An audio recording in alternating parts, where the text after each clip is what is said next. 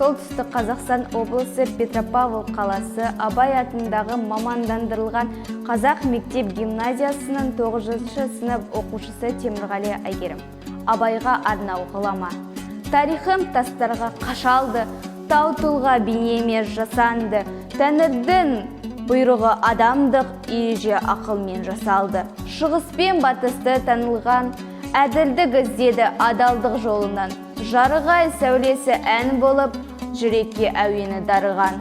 Ғұлама жылдардың еңбегі, маржаной үнжуі тергені, қараңғы жарыққа айналып, нәр болды өзекке шөлдегі.